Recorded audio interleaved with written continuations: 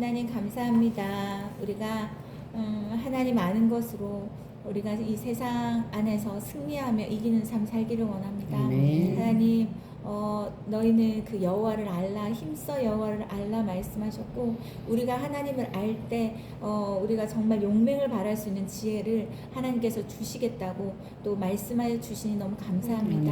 하나님, 우리가 세상으로부터 또 어떤 어둠의 세력부터 영향을 받는 사람이 아니라 오히려 그것을 다스리고 또 영향을 줄 수 있는 사람, 힘 있는 그리스도인 되게 하여 주시옵소서. 하나님, 늘 말씀 안에서 우리가 배우고 자라가 성장할 수 있는 그리스도인 되게 하여 주셔서 하나님, 우리가 어떤 어려움과 문제 앞에서도 하나님의 눈과 하나님의 마음과 하나님의 뜻 가운데 이 모든 것들을 바라볼 수 있는 영적인 통찰력과 분별력을 주시기를 원합니다. 결국 우리를 사랑하셔서 우리를 세우시기 원하시고 우리를 살리기 원하시는 아버지의 뜻 안에서 우리가 강건하게 세워질 수 있는 이 한 분 한 분 되도록 주님 축복하여 주시옵소서. 아버지의 사랑이 우리를 늘 붙잡아 주셔서 감사하고 하나님, 그 아버지의 사랑, 우리와 아버지의 사랑은 그 어떤 것으로도 끊을 수 없는 것을 믿습니다. 하나님, 우리가 주의 사랑의 손을 붙잡고 우리도 함께 하나님이 인도하시는 그 주님이 인도하시는 선한 길로, 좋은 길로 나아갈 수 있는 우리가 되게 하여 주시옵소서. 예수님 이름으로 기도드렸습니다. 아멘. 네. 우리 네, 제가 아까 예배 드리면서 좀 드는 생각이 있어서 잠깐 얘기를 나눌게요. 그 왜 군인들이 평소에 엄청나게 훈련을 하잖아요. 엄청나게 훈련하는 이유가 뭘까요? 전쟁이 터졌을 때 그때 내가 훈련한 무기와 여러 가지 것들을 사용하려고, 그쵸? 전쟁 때에 사용하려고. 그래서 제대를 하고도 예비군 훈련을 하는 게 그걸 잊어버리지 말고 계속 기억하라고 그걸 하잖아요, 그쵸? 우리가 영적 전쟁도 똑같아요. 우리가 문제가 있고 어려움이 있고 그때서야 뭔가 무기를 주섬주섬 들고 뭐 어떻게 해야 되지? 그럼 이미 늦어요. 평소에 다 해놔야 돼요. 평소에 싸울 준비를 딱 해놔야 돼요. 언제 어느 때 어떤 공격이 올지 모릅니다. 우리가 이게 사람과의 관계 속에서 여러 가지 일들이 있을 수 있지만 결국은 배후에 우리를 타겟으로 하는 대상은 사단이에요. 어둠의 세력들이에요. 우리를 죽이고 멸망하는 것은 사단이 하는 것이고 우리에게 생명을 얻게 하고 더 풍성히 얻게 하는 것은 하나님이 하시는 거예요. 우리가 살아나는 것은 주님이 하시는 거고 우리를 질받고 누르고 죽이게 하는 것은 마귀가 하는 거예요. 그렇죠? 그래서 근데 그때에 우리가 이 무기, 평소에 무기를 어떻게 사용했지? 내가 이거 뭔가 공격이 올 때 어떻게 방패 어떻게 이걸 막았지? 내가 공격은 어떻게 했지? 이것이 평소에 충분한 연습과 훈련이 되어 있어야 이 문제가 딱 어려움이 왔을 때 그걸 바로 꺼내서 쓸 수 있어요. 근데 평소에 그것이 되어 있지 않으면 어떻게 해야 될지 몰라가지고 그냥 무방비 상태로 다 공격을 당해버리는 거예요. 그쵸? 그래서 그것이 무엇이냐면, 그것을 위해서 우리가 평소에 연습하고 훈련하는 것이 무엇이냐면 말씀 묵상하는 거예요. 말씀 묵상이 별거 아닌 것 같잖아요. 이것이 엄청난 영적 파워를 주는 거예요. 영적인 내적인 힘을 줘가지고 영적 근육을 만들어줘서 나중에 이게 쌓이면 그 사람이 영적 거장이 되는 거예요. 영적인 사람이 되는 거예요. 진짜 하나님의 사람이 되는 거예요.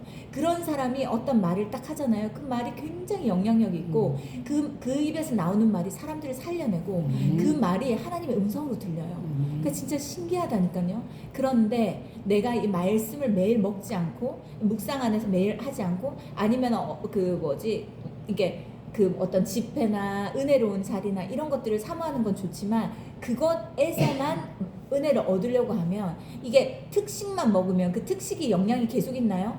어차피 배출되고 없어요. 그쵸? 아무리 맛있는 걸 그 짧은 기간에 많이 먹는다 하더라도 결국은 매일 먹는 음식, 매일 먹는 건강식이 결국 나의 건강이 되는 것처럼 영적으로도 똑같아요. 매일 말씀을 먹는 것은 너무너무 중요하고 이런 양육 시간도 이걸 우리가 칼을 갈고 무기를 준비하는 시간이에요. 그래서 하나님을 아는 만큼 용맹을 바라는 거예요. 그래서 하나님을 딱 알면 어떤 생각이나 여러 가지 공격들이 딱 들어올 때 아니야, 하나님이 이런 분이야 라고 선포하고 예수 그리스도 이름으로 명하노니 나에게 이런 생각으로 나를 죽이고 멸망하려고 하는 이 어둠의 세력들아 떠나가라.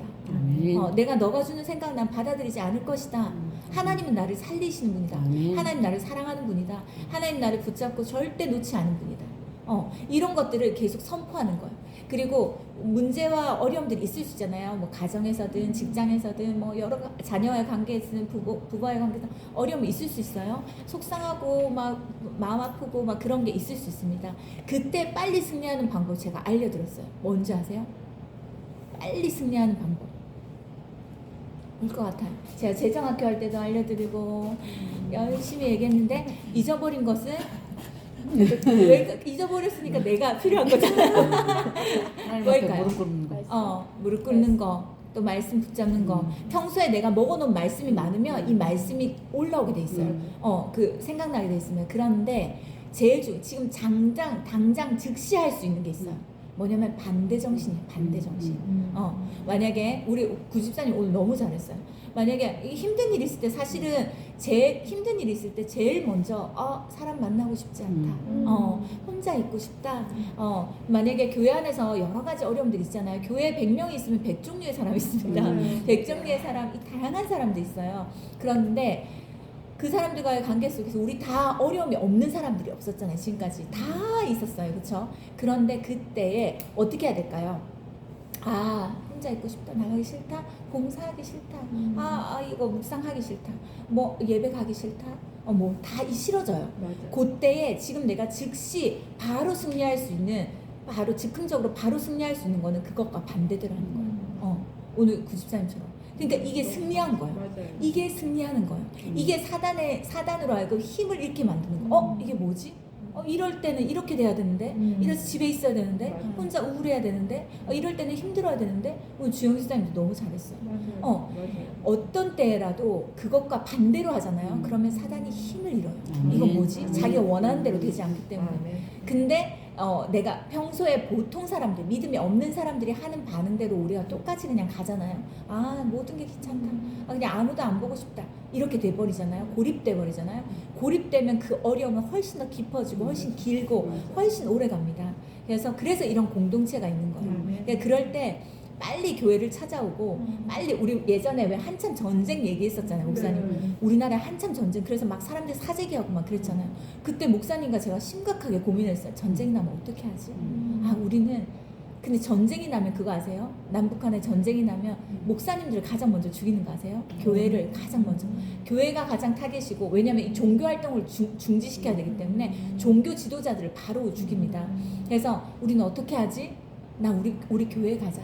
우리 교회에서 우리 끝까지 하나님 앞에 예배하면서 천국에 가자. 이런 얘기를 했었어요. 그리고 우리도 피할 곳이 없잖아요. 우리 성도들 피할 곳이 없잖아요. 우리 끝까지 주님 앞에서 예배드리면서 우리가 정말 하나님 나라 가자. 이런 얘기를 했었어요. 이게 우리가 언제든지 언제든지 어려움이 있을 수도 있고 문제가 있을 수도 있어요. 저도 어렸을 때 보면 되게 힘든 일들이 있잖아요. 그러면 항상 교회를 갔어요. 몸이 안 움직이는데 질질 끌고라도 교회를 갔어요. 그러고는 맨 앞에 방석을 놓고 울고 싶을 때까지 우는 거예요. 그냥 울고 싶을 때까지 우는 거예요. 다 말할 순 없지만 힘든 일들이 너무 많았어가지고 그게 내가 감당이 안 되니까 앞에 교회밖에 갈 곳이 없는 거예요. 사람한테 말하는 건 너무 한계가 있어.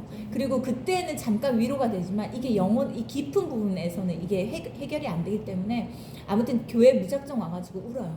그러면은 이게 마음이 평안해질 때까지 하나님 앞에 충분히 울고 내가 하고 싶은 말을 다 쏟아내는 거예요. 그러고는 이 진짜 곽티슈 하나를 다 쓸 만큼 울어요. 그러고 나서 잠잠히 있어요. 그리고 하나님께서 나에게 뭐라고 말씀하시는지를 들어보는 거예요. 그러면 주님이 나에게 주시는 음성들이 있어요. 내가 너를 사랑한다.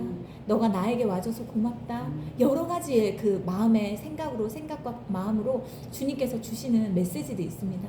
그러면 그 안에서 안식하다가 찬양 들으면서 이 안에 있는 것들을 해결하는 거예요. 이게 제일 빠른 방법이에요. 하나님 앞에 나와 내 마음을 쏟는 것이 가장 빠른 해결 방법이다.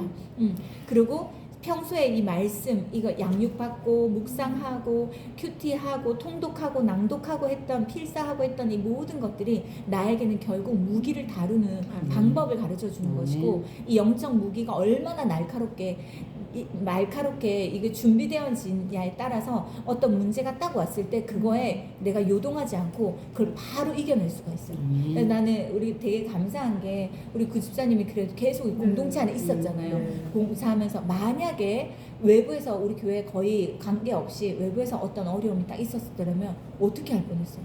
어떻게 할 뻔. 그러니까 와가지고 무조건 오라고 누구든지 일단은 집사님과 같이 있으면 되니까 와서 교회 안에 있고, 그리고 교회라는 곳이 우리에게 피난처예요. 피난처. 그래서 교회라는 곳이 진짜 신기해요. 이 성전, 예수 그리스도의 몸된 성전이 우리에게 주는 보호와 이 위로와 이 평안과 안식과 이런 것들이 있습니다. 그래서 아무리 힘든 게 있어도 이곳에 딱 나와서 앉아 있으면 하나님께서 나를 머리끝부터 발끝까지 만져주시는 게 있어요. 예배 안에 내가 입도 뻥끗하지 못하고 찬양도 못할 만큼 힘이 없어도 이 자리에 나오면 주께서 만져주세요. 그러니까 이 어떤 때에도 하나님 앞에 예배하고 주님 앞에 나오고 모이기를 힘쓰는 것을 타협지 않고 내가 그거 하기 싫다라고 할 때 더 하는 거예요. 그러면 그 사람은 이렇게 내려가려고 하다가 확 올라오는 사람이 돼요.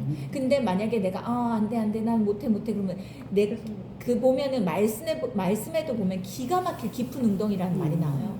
기가 막힌 데까지 우리가 내려가는 거야. 한없이 내려가요. 근데 나중에 올라오는데 시간이 너무 많이 걸려요. 떨어지는 건 금방이에요. 올라오는데 시간이 얼마나 많이 걸리는지 몰라요. 그래서 근데 보세요. 주변에 말씀을 가까이 하고 큐티하고 하나님 알아가고 양육받는 사람들, 자녀들이나 다 보세요. 이게 예전에는 엄청나게 깊었다가 지금 점점점 짧아져요. 주기가 점점, 이게 뭐냐면 영적인 근육이 만들어지고 있다는 거예요. 그래서 계속 말씀이 내 안에서 살아 역사한다는 거예요. 진리가 거짓을 이기고 있다는 거예요. 그렇죠? 영적 전쟁은 우리가 천국 갈 때까지 해야 되는 거예요.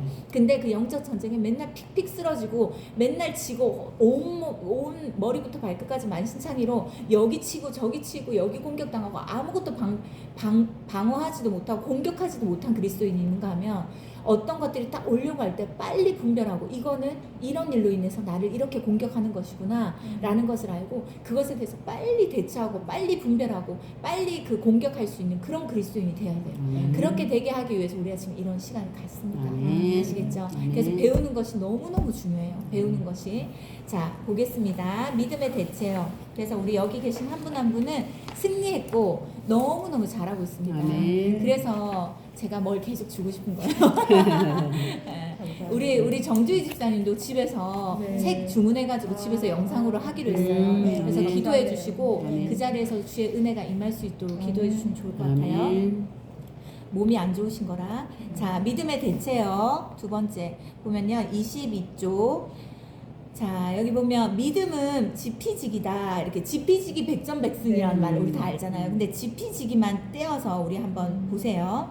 뭐라고 되어 있습니까? 믿음은 지피지기다 이렇게 되어 있고, 보면은 지피지기가 무슨 뜻입니까? 상대를 알고 지피지기 나를 알면 100번 싸워도 위태롭지 않다 이거잖아요.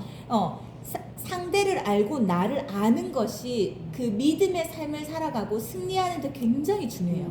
적을 알고 나를 알아야 돼요. 적만 알아서도 안 되고 나만 알고 있어도 안 돼요. 적도 알고 나도 알고 있어야 됩니다.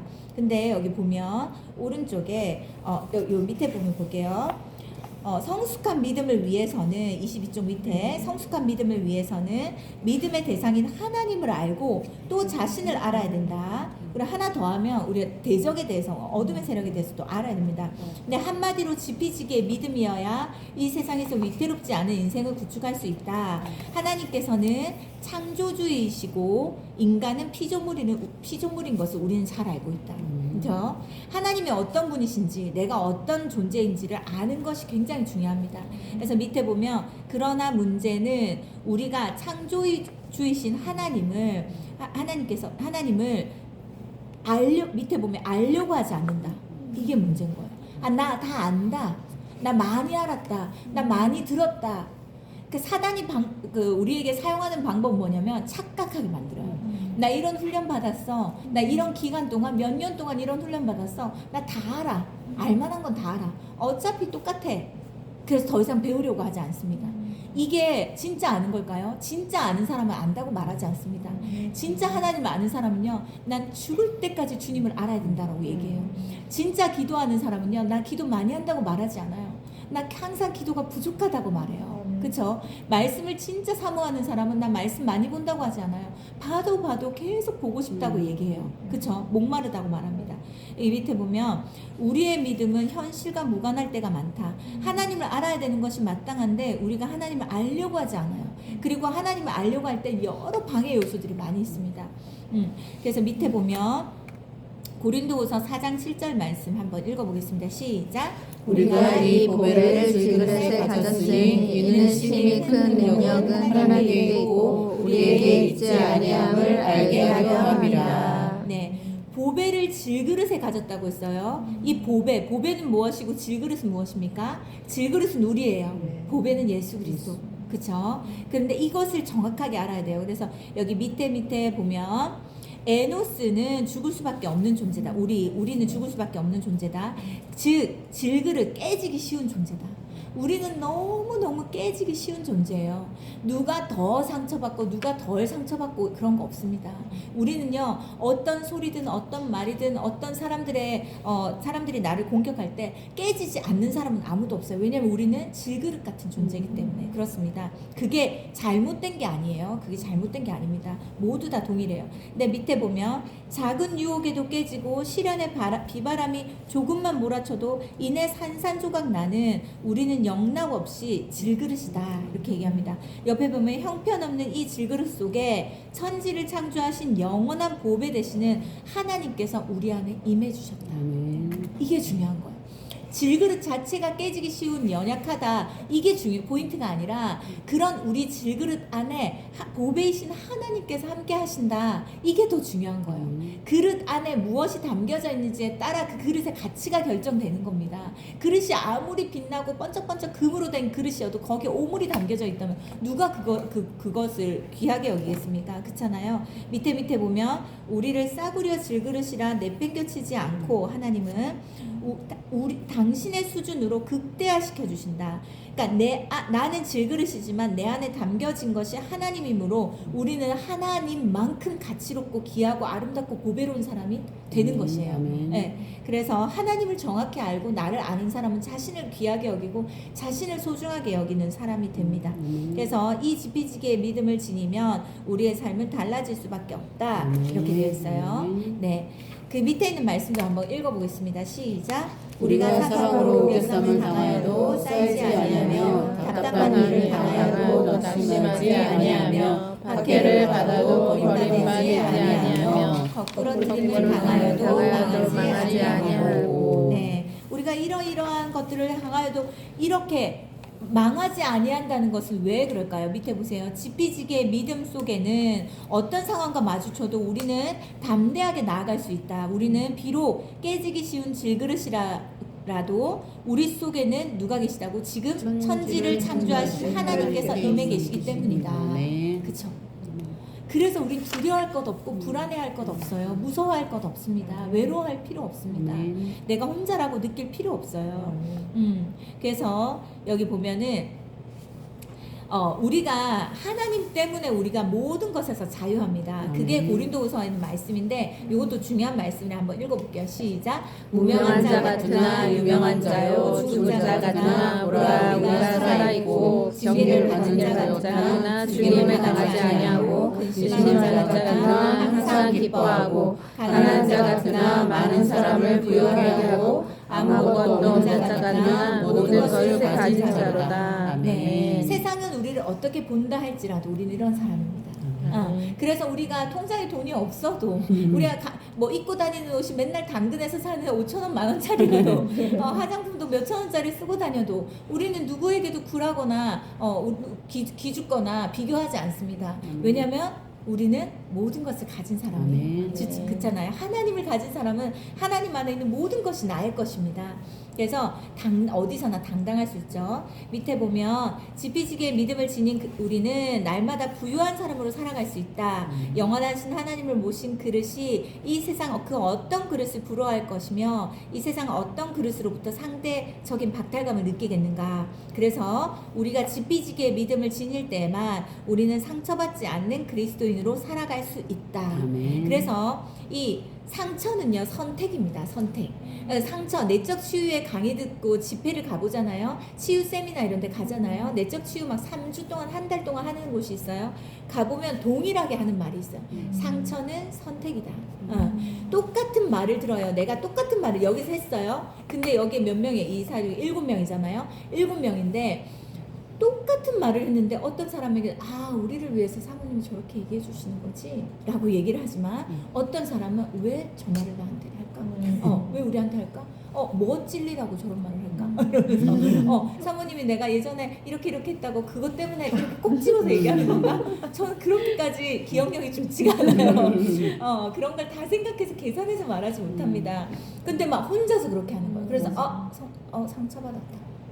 그러니까 본인이 뭡니까? 어떤 생각이 딱 들어왔을 때 그것을 내가 선택하는 거예요. 내가 딱 붙잡아 버리는 거예요. 그러면 그게 내 상처가 되지만 사모님이 저렇게 말하는데 뭔가 이유가 있을 거야. 하나님이 사모님 통해서 뭔가 우리에게 이런 부분에 대한 메시지가 필요해서 주시는 걸 거야. 내가 내 주변을 좀 돌아보고 내 자신을 좀 돌아보고 점검하는 시간이 되어야겠다. 이러면 그 사람에게 유익이 되는 것이고, 그렇죠? 그래서 아무튼 우리가 상처는 선택이다. 그래서 어떤 말을 듣거나 그럴 때 저 사람이 얼마나 상처가 많았으면 얼마나 아픔이 많았으면 이 일로 인해서 얼마나 고통과 괴로운 일이 많았으면 저렇게까지 할까? 참 불쌍한 사람이다 라고 긍휼히 여길 수도 있고 또 한편으로는 왜 나한테 이러지? 저 눈빛 뭐야? 저 목소리 뭐야? 저거 뭐야? 저 태도 뭐야? 나를 우습게 생각하나? 뭐 이렇게 생각하면 그때부터는 모든 것이 상처입니다. 그렇죠? 자, 밑에 보면 성숙한 그리스도인은 상처받지 않는다는 사실이다.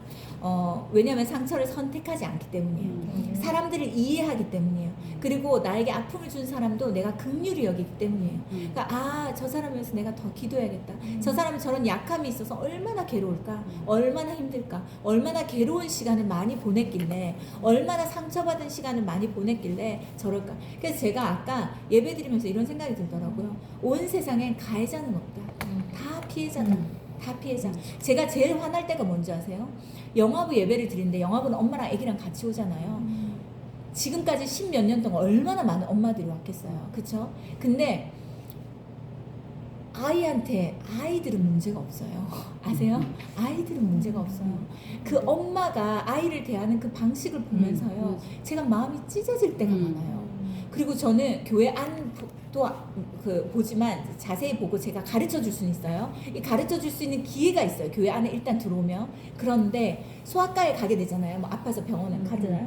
제가 너무 충격적이었어요. 어떤 엄마가 애들이 다 대기하고 있는데 엄마들과 애들이 다 있는데 얘가 계속 찡찡거리는 거예요. 근데 뺨을 때리는 거예요. 그 많은 사람들 앞에서. 내가 내 아이도 아니고 그 엄마가 나랑 아무 상관도 없는데 내 마음이 너무 찢어지는 거예요. 저 아이가 받는 상처. 제가 이제 엄마들 치유하는 시간들을 많이 가졌거든요. 저 아이가 저걸 치유하려면 얼마나 고통스러운 시간을 보내야 되는데. 그러니까 근데 뭘까요? 요때 우리가 생각해야 되는 게 뭘까요? 처음에는 일단 보여진 저 엄마 왜 그래? 라는 걸 봐요.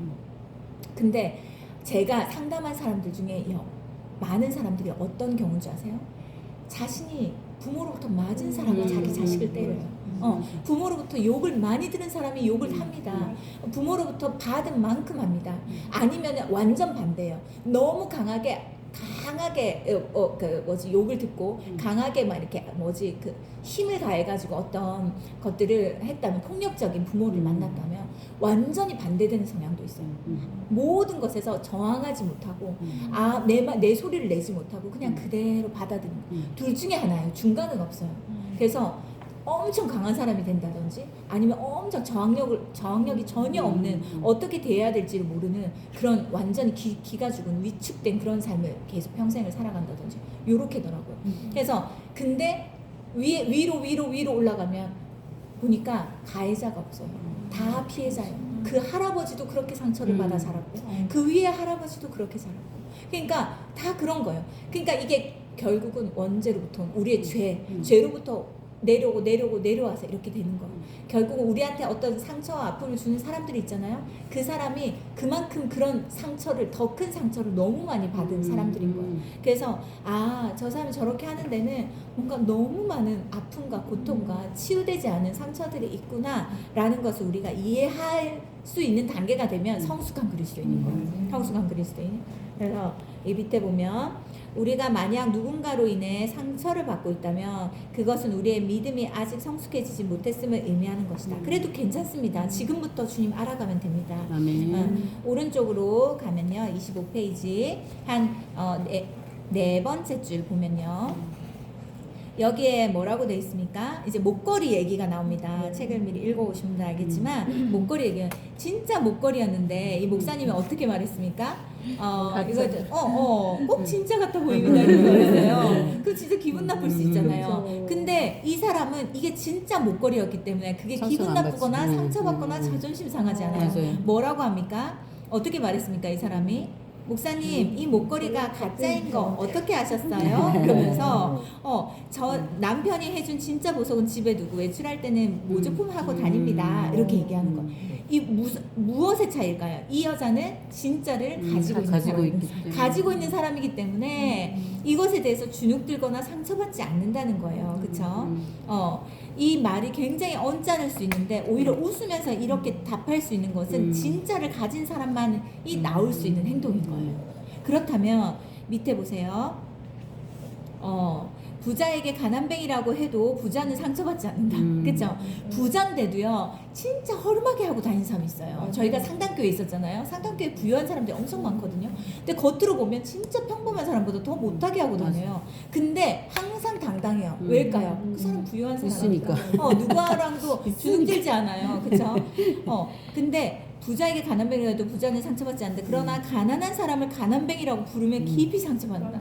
너 없잖아. 없으니까 너 그런다. 이렇게 얘기를 하면 진짜 없는 사람한테 그렇게 말하면 맞아 나 없어. 이러면은 주눅듭니다. 그렇죠? 근데 그리고 누군가에게 무식하다고 말했을 때 그 사람이 박사면 웃어 넘길 것이다. 그래 나 무식해. 나는 이거 하나밖에 몰라. 이렇게 생각합니다. 근데 학교 문턱도 넘어보지 못한 무학자이며 너 무식하다라고 말할 때 그래 나 학교도 제대로 못 나왔어. 나 공부 못해서 그래. 이렇게 얘기합니다. 그러므로 어떤 이유로든 상처받는 그리스도인은 아직 성숙한 믿음의 소유자는 아니다라고 되어 있어요. 이 보면요. 그리고 상처되는 말을 딱 들었을 때 성숙한 그리스도인들이 하는 반응이 있습니다. 뭘까요? 만약에 집사님한테 우리 신집사님한테 오늘 반찬한 거 중에 이거는 좀 조금 별로였던 것 같아요. 조금 입에 안 맞, 어르신들 입에 안 맞는 거죠. 그러면 집사님은 이걸 생각하고 구상하고 준비하고 이 모든 과정이 있어서 기쁘게 이걸 했는데 그런 얘기를 딱 들었을 때 어떨 것 같아요? 어떨 것 같아요? 솔직하게 속으로는 좀 서운할 것 같아. 일단 서운한 마음은 들 것이고 처음에 그 사람이 모르는 힘들게 것이고 했는데. 그럼 내가 다시 한번 방향을 틀어보는 거지. 맞아. 그러면 다른 방향을 한번 해봐야겠다라고 하는 건데 이제 이게 이 정도지 처음에는 뭐야 이렇게 되는 거죠. 내가 지금 어떤 상태에 있느냐에 그러나 따라서 이제 반응이 다른 오는 내 거야. 마음이 좀 통하겠다면 그럴 수도 있겠네. 안 맞으셨구나 이게 해서 이제 해보게 되는데 그렇죠? 꼬여있다면 그게 안 되겠죠. 뭐냐면요. 이 성숙한 그리스도인들, 상처받지 않은 성숙한 그리스도인들은요. 어떤 얘기를 딱 들었을 때요. 그걸 그대로 인정합니다. 인정해요. 그래서 만약에 뭐 그런 얘기를 듣잖아요. 그러면 그렇게 생각하는 어머니들도 있겠구나. 이렇게 그렇죠. 생각하는 어르신들도 있겠구나. 그러면 내가 요거를 조금 이렇게 바꿔볼까? 이거 바꿔볼까? 오히려 이거를 변화의 기회, 변화의 계기로 삼는 사람이 있는가 하면 자기는 아무것도 도와주지도 않으면서 먹기만 하면서 뭐 이래라 저래라 이렇게 어떻게 이렇게 말할 수 있지? 근데 내가 어떻게 수고해서 어떻게 공들여서 이걸 만들었는지 아무것도 모르면서 어떻게 저런 말을 쉽게 하지? 라고 생각할 수도 있고 그러나 그렇게 생각할 수도 있겠구나. 맞아. 그리고 그럴 수도 어쩌면 있고. 그렇게 생각하는 사람이 있기 때문에 이 맞아요. 사람 통해서 네. 이런 얘기를 듣게 네. 하나? 뭔가 변화가 필요한 부분이 있나? 맞아. 라고 받아들인다면 이 사람한테 그게 상처가 되지 않는 거죠. 맞아. 그러니까 항상 열린 마음으로 늘 배우고자 하는 마음으로 이것을 내가 변화하고 성장하고 뭔가 이게 달라질 수 있는 기회로 삼는다면 그 사람은 성장하고 발전하는 그것이 기회가 되는 거고 그 쓴소리가 되는 거고 그걸 고스란히 그냥 듣고 지가 뭔데 지가 잘난 지가 뭐라고 막 이렇게 하면 이제 그때부터는 이제 발전이 없는 거죠. 맞아요. 떨어지는 자기 거죠. 고집과 자기의 어떤 그 신념에 갇혀가지고 그렇게 사는 거죠. 그래서 성숙한 그리스도인들은 그래서 모든 것들을 있는 그대로 그냥 받아들이고 인정. 그렇게 생각할 수 있겠구나. 저렇게도 생각할 수 있겠구나. 이런 것들을 생각을 해야 된다. 죄송합니다.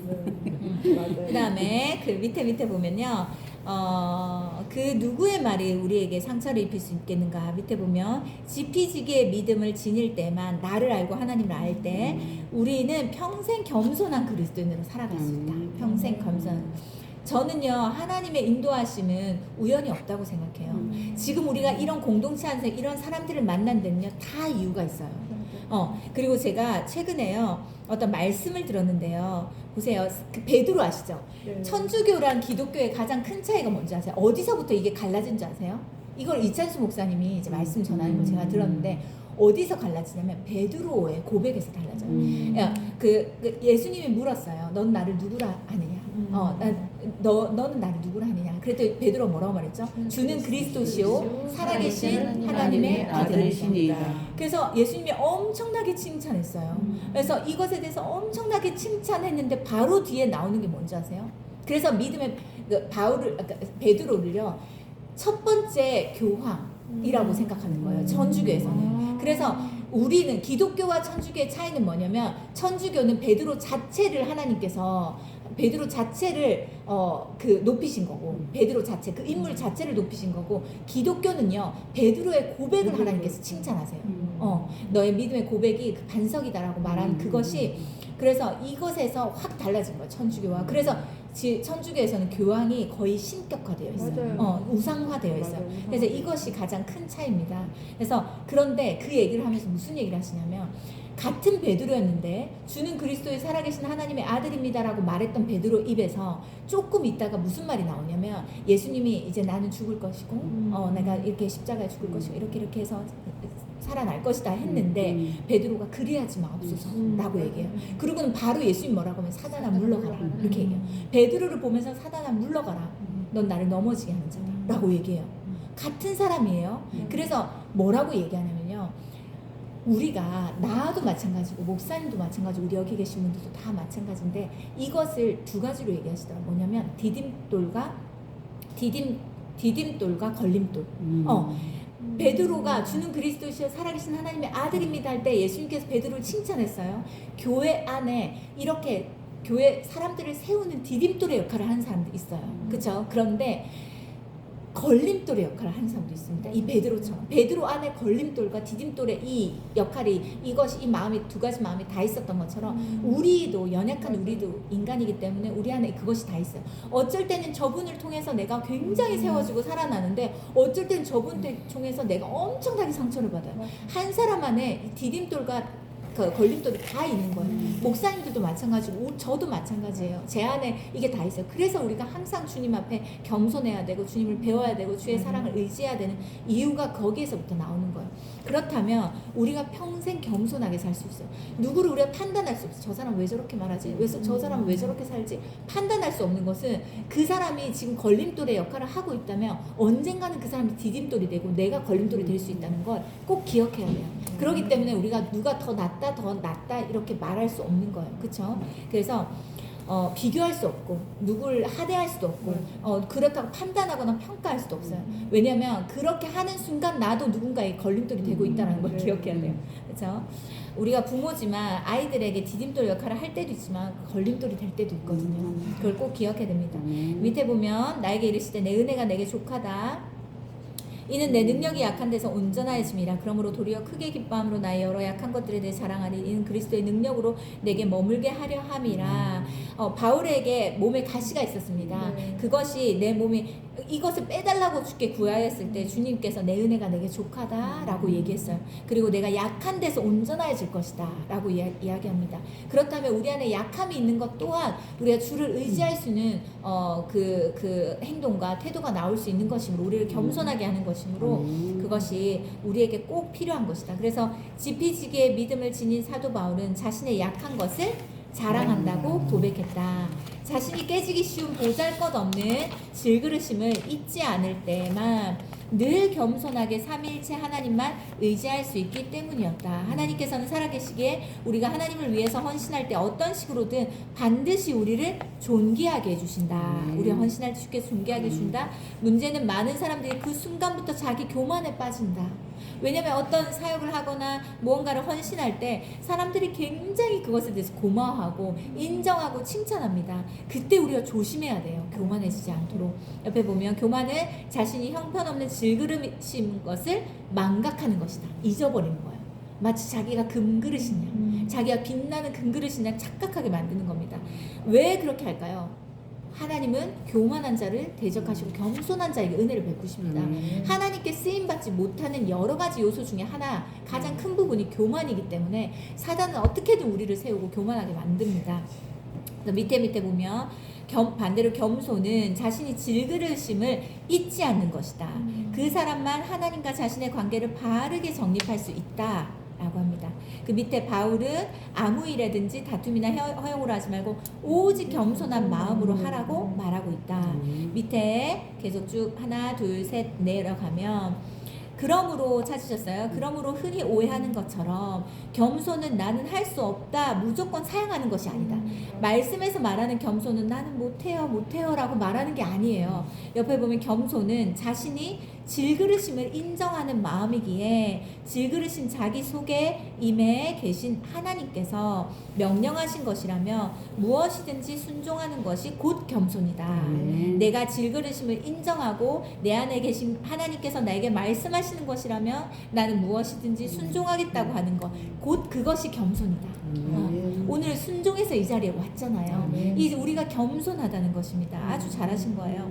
밑에 보면 그리고 여기 뭐가 나옵니까? 세례요한 얘기가 나옵니다. 세례요한에게 예수님께서 세례를 받으셨어요. 이거는 천부당 만부당 할 일인 거죠. 그렇죠? 어떻게 한 사람에게, 그렇죠? 그래서 그 세례요한이 말렸습니다. 내가 감당하지 못합니다 라고 얘기했는데 무엇이라고 말했습니까? 우리가 이와 같이 하여 모든 일을 이루는 것이 합당하니라.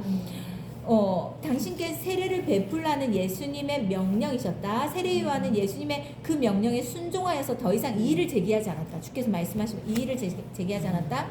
예수님께 세례를 베풀었다. 언뜻 보면 감히 예수님께 세례를 베푸는 교만해 보일 수도 있다. 제가 뭐라고? 라고 생각할 수 있다. 그렇지만 세례 요한은 하나님 보시기에 겸손한 사람이었다. 왜일까요? 하나님 말씀에 순종했기 때문에. 그렇죠?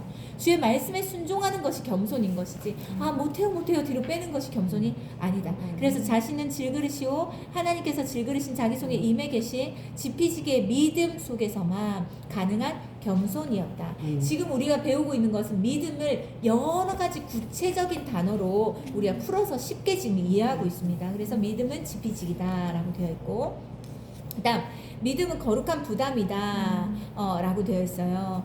보면은 밑에 예레미야 말씀, 우리 지금 예레미야 말씀 낭독하고 있잖아요. 밑에 보면 너희들이 그렇게 살면 반드시 망한다고 예레미야를 통해서 경고했어요. 그런데 백성들 가운데 예레미야의 말에 귀를 기울이는 사람이 있었습니까? 없었습니까? 계속 이게 반복이잖아요. 주님 말씀하셔도 듣지 않고 말씀하셔도 자기 고집대로, 자기 생각대로, 자기 방법대로 했어요. 그러니까 예레미야가 답답해가지고 여기 답답하여 견딜 수가 없나이다. 예레미야 20장에 나오잖아요. 밑에 보면 예레미야는 이럴 바에야 차라리 여호와 말씀을 전하지 않는 것이 낫겠다고 생각을 하기도 했다. 밑에 보면 그러나 그때마다 예레미야는 마음이 불붙는 것 같아서 골수에 사무치니 답답하여 견딜 수 없다라고 토로했다. 자신의 안위를 위해 주어진 사명을 피하려 해도 마음속에서 불타듯 일어나는 부담감으로 인해서 하나님의 말씀을 전하지 않을 수 없다는 의미다. 이처럼 성숙한 믿음은 거룩한 부담감으로 이어진다. 예레미야가 어차피 이 사람들 듣지 않아. 근데 저도 그런 경우가 있어요. 상담하고 쭉 얘기를 다 했어요. 근데 결국 자기 방법대로예요. 자기 생각대로예요. 그러니까 내가 말을 했는데 이거에 대해서 이렇게 해야지만 이 어둠의 굴레에서 벗어날 수 있다라는 것을 분명히 알려줬는데도 내 방법, 내게 익숙한 생각, 내 신념, 내 가치관, 내가 지금까지 살았던 방식으로 해버리는 거예요. 그러면은 지쳐요. 그러면 어차피 저 사람 듣지 않는 사람, 저 사람 자기가 일이 깨지고 저를 깨져봐야 나중에 정신 차리고 그렇게 하는 게 맞겠구나. 저 사람은 몸으로 고생하고 고통을 당해봐야 정신을 차리겠구나 라는 생각이 듭니다. 그런데 또 한편으로 어떻습니까? 우리가 자녀들이 말을 안 들어도 그래도 또 얘기하고 제가 이번 주에 묵상하는데 하나님께서 끊임없이 말씀하시는 이게 내 마음에 확 오더라고요. 끊임없이 거절당해도 끊임없이 하나님 우리를 포기할 수 없기 때문에 끊임없이 우리에게 말씀하시는 분이에요. 우리도 그러면 그래야 되잖아요. 아이가 그럴 때 아닌데 저러면 저렇게 우리는 알잖아요. 우리가 살아본 인생이니까. 그래서 안 되는데 해서 또 얘기하고 또 안 들을 거 알지만 또 얘기하잖아요. 이것이 우리 성도들도 똑같더라고요. 말 안 듣고 자기 생각대로 하는 사람들이 있지만 그래도 한 번 더 얘기하고 그래도 한 번 끝까지 말을 해보는 거예요.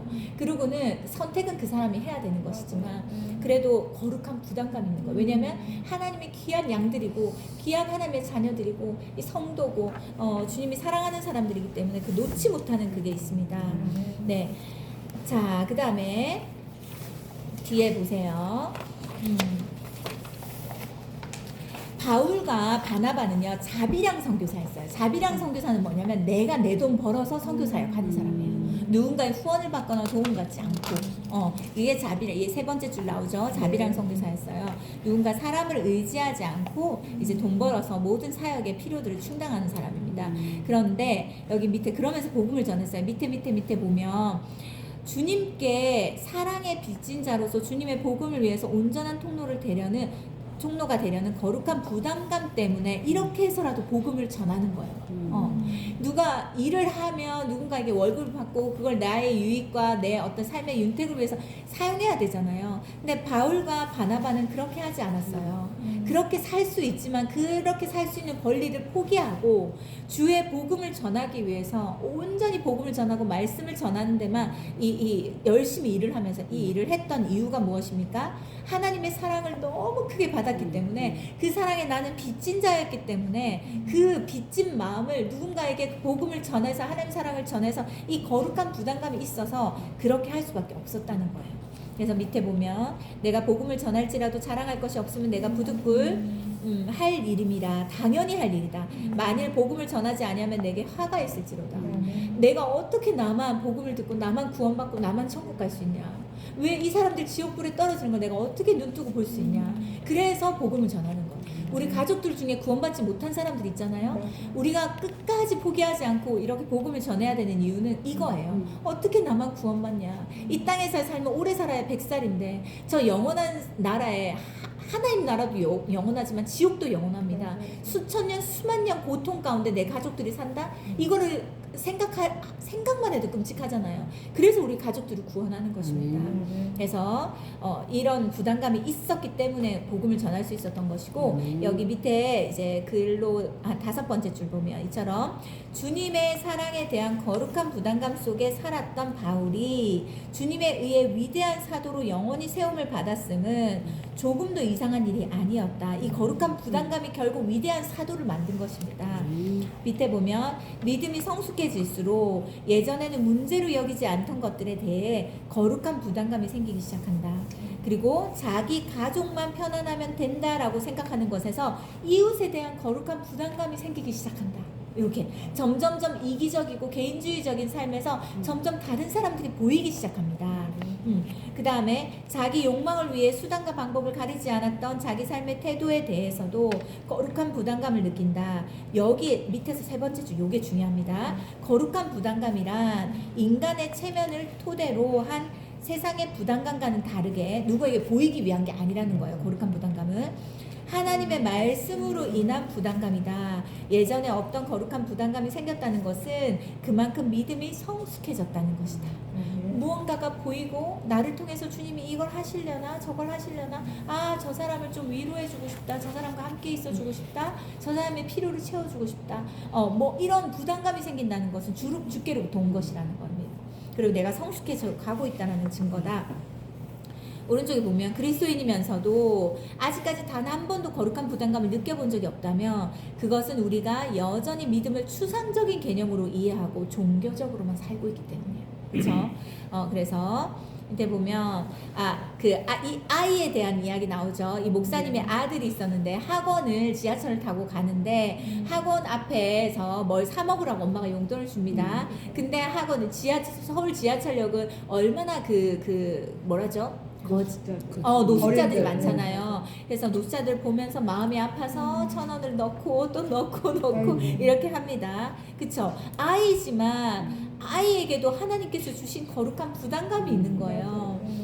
그래서 이렇게 하는데 또 할머니가 또 적선하는 걸 보고 또 이렇게 또 1,000원을 드리고 또 1,000원을 드리고 이렇게 해요. 그래서 자기가 원래는 오뎅도 사 먹고 싶고 떡볶이도 라면도 사 먹고 싶었는데 남은 돈으로 라면밖에 못 사 먹었어. 근데 그날 밤 아이로부터 이야기를 듣고 너 참 잘했다, 아이를 칭찬해 주었습니다. 그렇죠? 밑에 보면 이분의 아들이 그 사람인 거 알죠? 가수. 이름 뭐지? 맞아, 이승윤 그 사람입니다. 그래서 밑에 보면 그러나 나에게는 믿음이 있다. 주님께서는 인간에 대한 거룩한 부담감을 지닌 사람을 반드시 당신의 도구로 사용하신다. 그리고 이런 어려운 사람들, 가난한 사람들 우리가 주잖아요.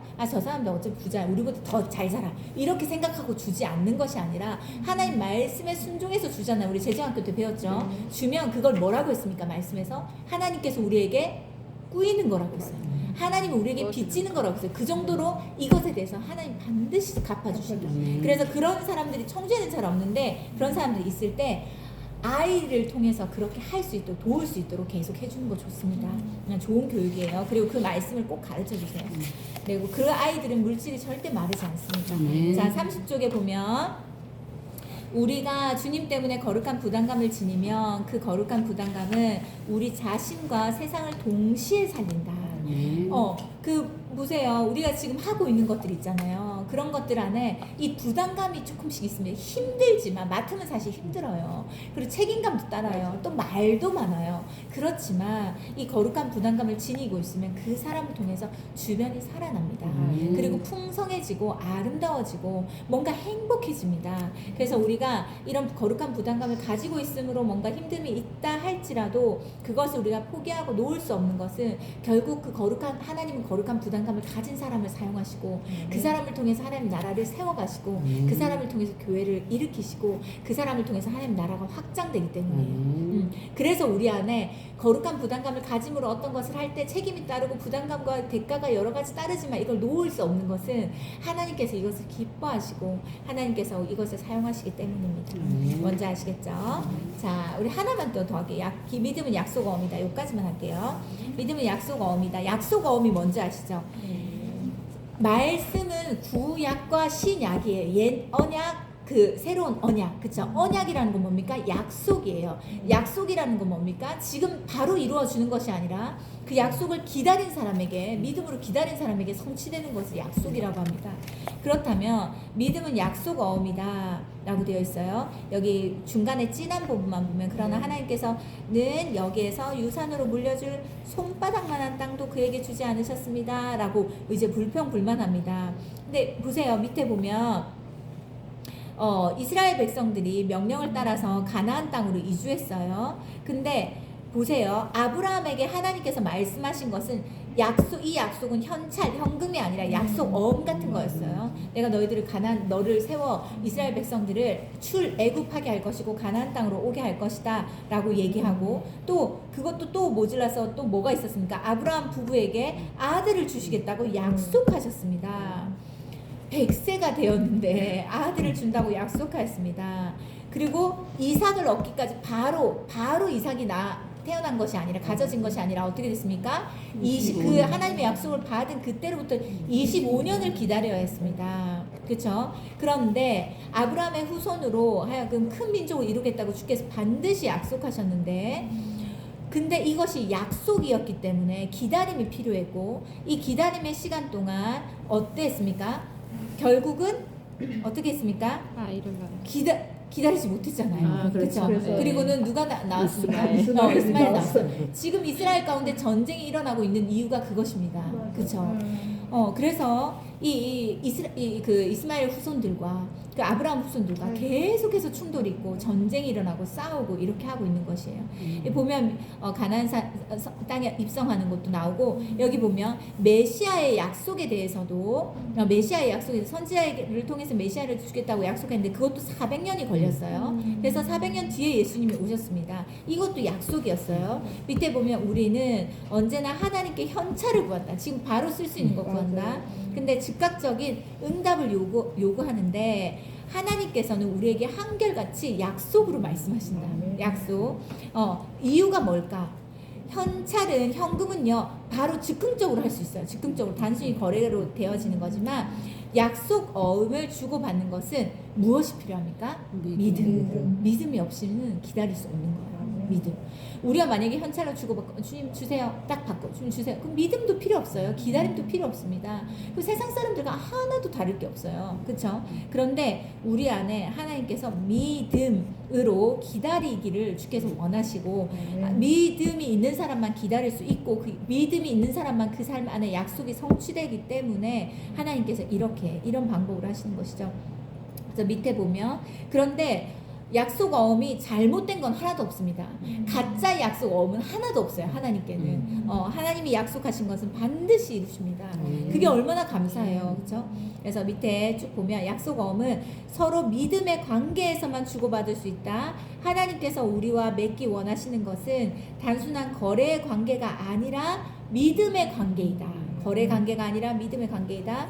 이것이 하나님께서 우리에게 언제나 약속음을 주시는 까닭이다. 하나님은 우리랑 거래하는 것을 원하지 않으세요. 자꾸 하나님을 거래하는 하나님으로 만들 때가 너무 많아요. 내가 이거 하니까 하나님 이거 주세요. 내가 이거 섬기니까 이거 주세요. 요렇게. 하나님은 거래하는 분이 아니에요.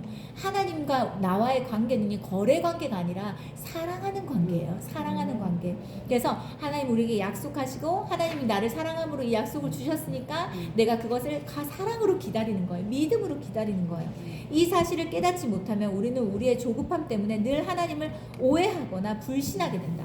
왜 도대체 안 주는 거야? 내가 이렇게 했는데 왜 이렇게 합니다. 그래서 그런 사람들이요 기복주의 신앙이에요. 내가 이렇게 하면 주님 뭐 주시겠지 이런 거 건강하지 못한 믿음입니다. 옆에 보면 그러나 하나님의 모든 말씀이 약속 어음임을 아는 사람에게는 성경이 송두리째 하나님의 약속 어음 다발이 된다. 그래서 하나님 내게 이런 약속도 주셨네 이런 아멘 하면서 자신에 대한 말씀으로 붙잡는 거예요. 그 사람은 그 믿음으로 그것을 딱 결부시키는 사람은 그 사람의 삶 가운데 그 약속이 이루어지는 겁니다. 그래서 이게 이루어질까? 이거 말씀에서만 있는 거지. 몰라. 이거에 대해서 거부하는 사람, 거절하는 사람은 믿음으로 딱 부합하지 않는 사람은 아무 일도 일어나지 않습니다. 그래서 구약과 신약에 있는 이 모든 말씀은 하나님 우리에게 주신 약속이다. 그래서 맨 끝에 하나님의 약속 어음에는 부도가 없다. 그리고 더 감사한 건 유효기간도 없다. 유효기간도 없다. 참 감사해요. 그리고 보세요. 그리고 자신은 말할 것도 없고 자기 자식들의 인생을 영원한 반석 위에 세워주는 영원한 유기 증권이다. 그리고 우리가 이 사실을 믿는다면 우리는 약속 어음 다발을 우리의 자식들에게 유산을 물려줄 수 있을 것이다. 그 약속 어음들이 우리의 자손 대대로 기일이 이를 때마다 어김없이 결제되는 것이 두말할 것도 없다. 라고 얘기합니다. 네. 제가 이런 내용을 다룰 때마다 저는 진짜 항상 반복적으로 얘기하지만 저는 엄마가 생각납니다. 우리 집이요 외가댁에서도 친가댁에서도 우리 집이 제일 가난했어요. 제일 가난하고 제일 없이 살았고 막 이렇게 다 공동 화장실 쓰는 다세대 주택 한 칸짜리에서 항상 살았고 그랬어요. 그런데 우리 집과 다른 집들의 큰 차이가 있었어요. 엄마는 무슨 일이 있어도 끝까지 믿음 생활을 했어요. 끝까지. 그리고 우리의 집은요 항상 정해져 있었어요. 교회 주변. 교회 주변은 늘 이사했어요. 왜냐면 엄마 새벽기도를 다녀야 되고 엄마가 신앙생활 하는데 신앙생활이 첫 번째였기 때문에. 그리고 우리를 끌고 가요. 그리고 우리가 예배를 제대로 드리지 않잖아요. 그럼 아무것도 없어요. 용돈도 없고 아무것도 없어요. 그래서 막 입이 이렇게 나와서라도 가야 되는 거예요. 그래서 그 신앙교육을 어렸을 때부터 철저하게 시켰어요. 특별 새벽기도 하면 저를 깨워가지고 항상 데리고 가서 스티커 붙이게 했어요. 그러면 막 목사님들이 칭찬해 주잖아요. 아이고 어린애가 새벽기도 왔다. 그러면 또 그게 좋아가지고 또 그렇게 다녔던 거예요. 그런데 엄마가 지금 안 계시잖아요. 그쵸? 돌아가셨어요. 먼저 천국 가셨어요. 근데 엄마가 뿌려놓았던 주님 앞에 믿음으로 살았던 이 모든 것에 대한 유산은 우리가 지금 다 누리고 있어요. 없어지지 않아요. 절대 헛되지 않습니다. 내가 주님 앞에 믿음으로 사는 건 내 자녀들이 그걸 누리게 되어 있어요. 이번에 얼마 전에 우리 결혼식, 친가 쪽에 결혼식이 있어서 갔어요. 우리 아이들이 자란 거 이거 보면서 이 삼촌들과 이 모든 친척들이 다 보잖아요. 목사님, 저희 작은 아버지가 목회를 하시는데 그 목사님 아들이 결혼했어요. 그 목사님 아들도 목사님이에요. 전도사님이에요. 그래가지고 그 전도사님이 결혼을 했는데 아무튼 막 온 가족이 다, 친척들이 다 모여서 막 했는데 하나님께서 너희 꼭 얘기를 하는 거예요. 너희 엄마, 우리 엄마 성이 고씨였거든요. 고 권사님이었어요. 고 권사님이 너희 엄마 형수가 뭐가 이렇게 해가지고 너희들을 그렇게 가난하고 그렇게 힘들어도 믿음을 끝까지 지키고 너희들 믿음 안에서 이렇게 키웠더니 너희들도 이렇게 둘 다 목회를 하고 그 자녀들도 이렇게 예쁘게 자라고 이게 너무너무 은혜롭고 이 모든 것이 너희 엄마의 믿음의 열매다. 그러니까 모두 다 그렇게 얘기를 하는 거예요. 그래서 근데 엄마는 안 계신데 그 약속은 이루어지고 그 열매는 후손들에게 계속해서 내려가는 거예요. 그래서 우리가 주님 앞에 믿음으로 살아가는 이 모든 것들은 절대 헛되지 않는다. 그리고 사라지지 않는다. 유효기간도 없다. 부도도 없다. 그리고 그래서 우리는 영원한 것, 진리인 것, 그리고 하나님 안에서 중요한 것, 이것에 우리 정말 우리 우선순위를 두고 살아갈 때 이 시간들은 절대 헛되지 않습니다. 그래서 얼마나 감사한지 몰라요. 얼마나 감사한지 모릅니다. 자, 우리 오늘도 너무 수고하셨고 제가 기도하겠습니다. 하나님 감사합니다. 하나님 우리를 사랑하셔서 말씀 전체를 약속으로 축복의 약속으로 우리에게 주심을 감사합니다. 하나님이 말씀을 우리가 낭독하고 쓰고 읽고 할 때마다 묵상할 때마다 이 말씀을 나의 말씀으로 믿음으로 결부시켜서 그것을 붙잡을 수 있는 우리가 되게 해주시고 하나님이 말씀이 나에게 이루어지기를 원합니다. 하나님이 말씀이 이 교회 안에 이루어지기를 원합니다. 하나님이 말씀이 내 자녀들에게 이루어지기를 원합니다라고 하나님의 약속을 믿음으로 붙잡아 그 약속하신 하나님의 말씀이 우리의 삶 가운데 가정에서도 교회에서도 우리가 있는 모든 곳곳에서도 성취되고 이루어지는 것을 보는 믿음의 사람 되게 하여 주시옵소서. 하나님 기다림이 힘들지 않게 하여 주시고 반드시 주께서 하나님의 때에 주실 그 모든 은혜들과 그 축복들에 대해서 기대하며 설레이며 사랑으로 기다릴 수 있는 우리가 되게 해주세요. 하나님 감사드리며 예수님 이름으로 기도드렸습니다. 아멘. 사랑합니다. 고맙습니다.